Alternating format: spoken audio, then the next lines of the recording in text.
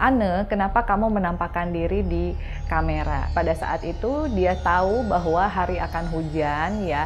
Dia nggak mau kehujanan karena menurut Ane kalau dia diam di atas pohon tidak akan kehujanan. Tetapi yang bikin dia sedikit kaget adalah ternyata wajahnya dia masuk di foto.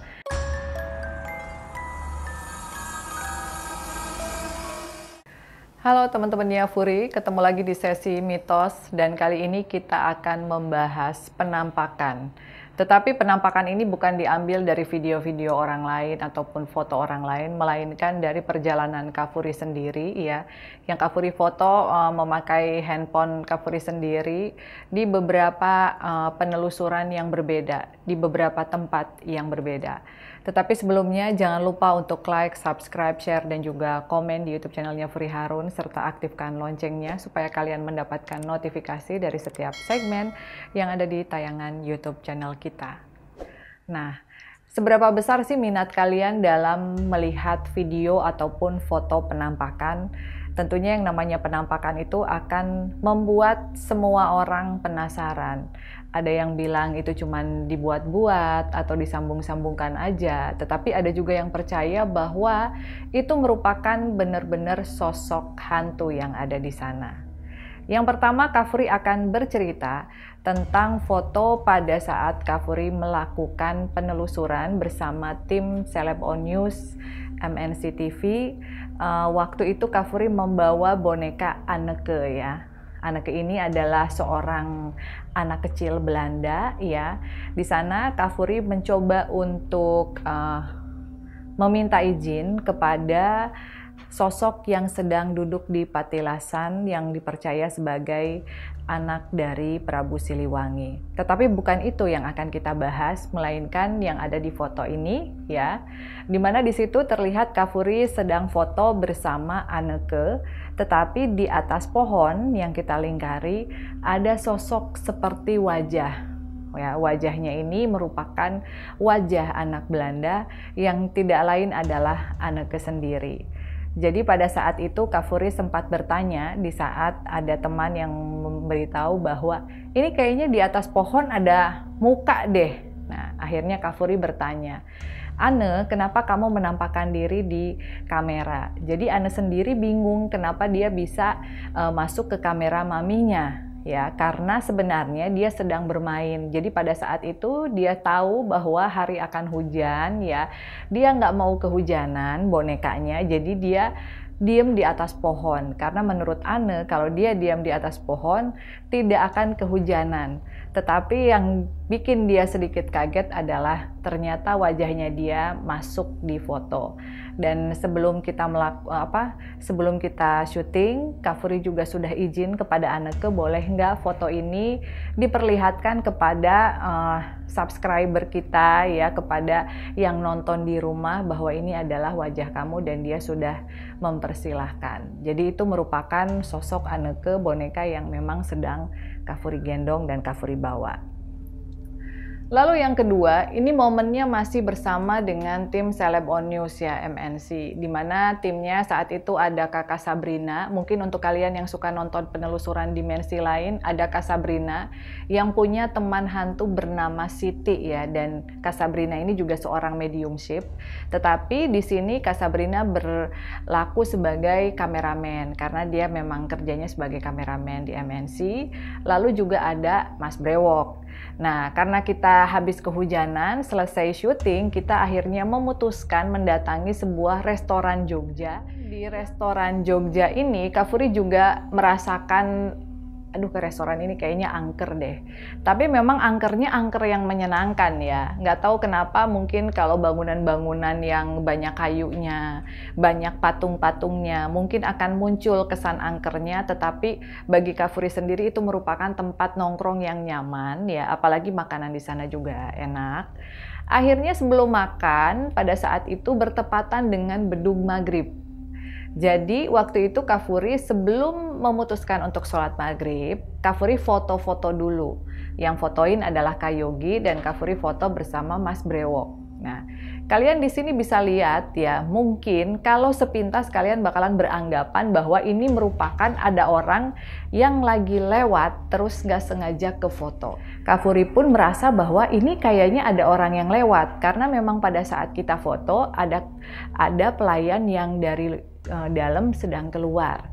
Tetapi setelah kita teliti dengan seksama, di sini nampak dengan jelas bahwa ada sosok ya yang tangannya itu begitu panjang, padahal badannya dia lebih pendek daripada Mas Brewok ya. Jadi kalian bisa lihat tuh perbedaan antara badannya dia dengan badannya Mas Brewok, terus di sebelahnya ada saya. Nah, tapi tangannya panjang banget. Awalnya mungkin saya pikir itu adalah paha, ada orang pakai hoodie terus pahanya kelihatan, hoodie pendek gitu, terus dia nggak pakai celana panjang. Tapi di saat itu tidak ada satu orang pun yang memakai pakaian seperti itu. Akhirnya penasaran, Kak Furi, Kak Yogi, dan Mas Brewok juga bertanya kepada pelayan di sana. Pelayannya malah merinding-merinding gitu. Enggak Kak, saya memang tadi lewat, tapi posisinya waktu foto di dalam. Sementara ini adalah fotonya di luar, di mana di situ di depan pintu masuk. Nah, jadi setelah bingung-bingung kayak begitu, Kak Furi langsung, oh ya mungkin mereka nggak seneng ya, karena ini maghrib-maghrib kita malah foto-foto.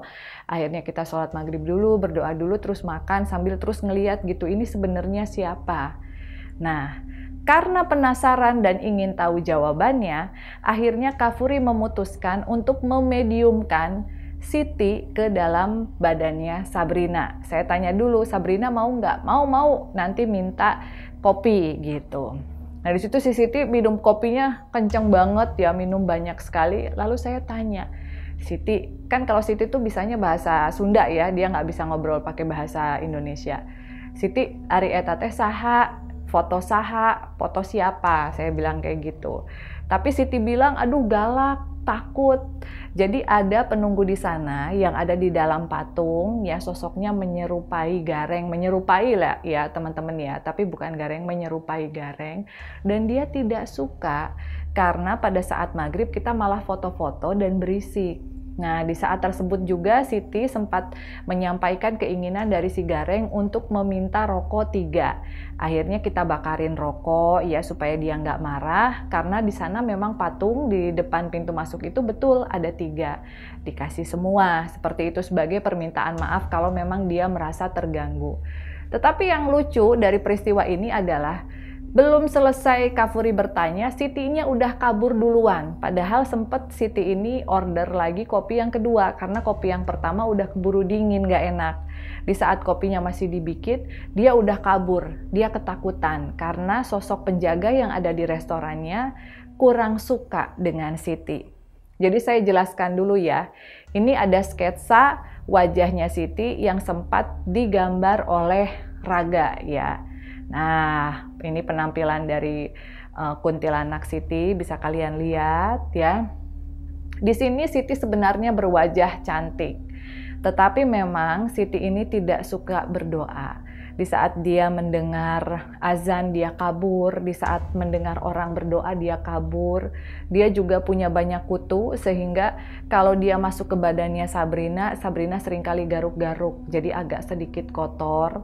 Sudah seringkali diingatkan untuk mau berdoa, mau mandi atau apa ya dimandikan gitu, masuk ke Sabrina atau mau dimandikan. Tapi dia sepertinya masih senang menjadi hantu yang usil. Meskipun sebenarnya Siti ini baik, tapi dia tetap suka ngusilin orang. Akhirnya penjaga di sana memang tidak suka. Nah, setelah dia keluar dari badannya Sabrina, yang lucu Sabrina ini baru menyadari kalau ternyata dia itu kencing di celana nih. Jadi ini adalah pengalaman pertama Kak Furi memediumkan sosok hantu sampai yang kerasukannya pipis di celana saking takutnya. Jadi bisa dibayangin ketakutannya Siti sampai akhirnya dia kabur. Nah, di sini memang ada instastory-nya di mana Kak Furi juga upload waktu Sabrina lagi kebingungan kenapa saya pipis. Ternyata memang sosok di sana tidak suka terhadap Siti. Tapi ya syukur alhamdulillah setelah kita pulang, kita pamit semua, kita minta maaf ya tidak ada kejadian apa-apa lagi ya. Cuman di sini menjadi pelajaran untuk kita semua Jangan pernah menunda-nunda waktu sholat ya, dan juga dimanapun kalian berada, mungkin kalau ketawa atau bercanda, jangan terlalu cekikikan, jangan terlalu kenceng, karena biasanya kalau kita lagi kumpul-kumpul sama tim ya, kalau lagi syuting, itu kan ketawanya suka ngakak, ngomongnya suka kenceng, mungkin makhluk-makhluk yang ada di sana merasa terganggu ya oleh kehadiran kita. Nah, lalu selanjutnya adalah pengalaman Kak Furi foto dengan tim Misteri Dunia Trans 7 ya. Jadi pada saat itu Kak Furi melakukan penelusuran di Danau Buperta di mana kita sedang membahas sosok hantu pocong Mumun. Di situ kalian bisa lihat Kak Furi sedang menggendong boneka pocong ya, karena temanya sedang berhubungan dengan pocong series, maka Kak Furi pun membawa pocong Mumun. Tetapi ada yang aneh, kalian perhatikan deh dari foto Kak Furi tersebut ya. Di situ kelihatan banget kalau wajah Kak Furi yang sebelah kanan dengan yang sebelah kiri agak sedikit berbeda. Jadi yang sebelah kiri ya sepertinya lebih bulat daripada wajah yang di sebelah kanan. Lalu matanya juga beda. Mungkin kalian bisa bilang, itu mah pengaruh lighting sama kamera. Mungkin bisa seperti itu. Tetapi kalian perhatikan lagi di gambar yang kita lingkarin, karena di situ terlihat jelas bentuk kepala ya dari sosok makhluk yang tidak memiliki rambut, lalu hidungnya mancung, lalu telinganya juga lebar yang sedang membisikkan sesuatu. Nah, jadi di situ kalian bisa menerka-nerka. Jadi ini sama sekali nggak ada diedit, nggak ada editan. Jadi kalau misalnya kalian mau review untuk anak-anak indigo, mau bicara, oh ini kayaknya sosoknya ini Kak Furi, ini kayaknya begini. Karena Kak Furi pun tidak paham dan tidak mengenal sosok tersebut. Setelah foto itu berulang kali mencoba untuk komunikasi, tetapi sepertinya tidak bisa. Nah, dia deket banget sama Kak Furi dan memang pada saat kita menyusuri danau, itu pikiran memang agak sedikit ngeblank. Jadi biasanya kalau Kak Furi sedang membahas sesuatu itu fokus ya. Misalnya meskipun kita sedang membahas sosok-sosok, tapi biasanya fokus, biasanya tahu apa yang mau ditanyain. Ini kayak jalan yang agak nggak tentu arah, apalagi itu juga momennya bertepatan dengan setelah azan maghrib ya. Pundak Kak Furi juga berat luar biasa, tetapi Kak Furi tahu bahwa sosok Mumun ini sendiri ingin diceritakan. Jadi sebelum ke sana kita sudah izin terlebih dahulu dan beliau juga baik ya. Kak Furi juga bawain bunga sedap malam, permintaannya dia, lalu kita juga mendoakan beliau, kita bacakan Al-Fatihah. Jadi semuanya sebenarnya berjalan dengan lancar, tapi kenapa berat? Setelah dilihat dari foto tersebut ada sosok yang sedang membisikkan sesuatu. Nah, yang menarik ya, semua kru juga termasuk kameramennya, termasuk produsernya itu sempat mual-mual, sempat pusing, sempat ngeblank ya. Dan semua kejadian itu bisa selesai ya. Kita semua bisa nggak mual-mual lagi, bisa nggak pusing-pusing lagi setelah kita tabur bunga di tempat yang kita yakini merupakan makam dari sosok Mumun tersebut. Jadi Mumun ini kan adalah urban legend. Ya, urban legend yang semua masyarakat di Buperta itu hampir tahu dan pernah menampakkan diri kepada beberapa orang. Makanya ceritanya dia tuh dikenal oleh masyarakat luas. Tetapi dia menunjukkan tempat ya yang merupakan, dia bilang kalau mau tabur bunga di situ saja. Anggap saja makam saya di situ. Jadi kita tabur bunga, kita mendoakan dia semuanya, lalu semua kepala yang pusing, pundak yang berat akhirnya semuanya hilang dan kita bisa pulang alhamdulillah dengan plong dan juga dengan selamat gitu teman-teman. Jadi foto-foto penampakan ini memang sengaja Kak Furi bahas. Takutnya kalian pun pernah merasakan atau mengalami hal yang serupa. Kak Furi sarankan untuk tidak panik ya. Coba kita introspeksi diri. Mungkin memang kita yang berbuat salah. Seperti kasus yang tadi marah-marah gitu ya karena kita foto-foto di restoran Jogja tersebut.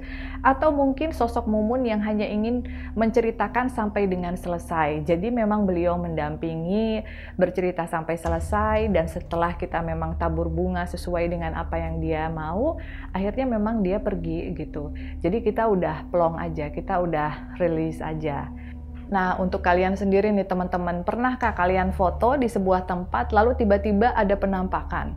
Atau mungkin di rumah kalian sendiri, kayaknya ada sesuatu yang aneh. Nah, buat kalian yang mungkin pernah memiliki foto-foto seram, tidak sengaja ada penampakan, kalian bisa ketik di kolom komentar atau kalian bisa DM Instagramnya Furi Harun ya.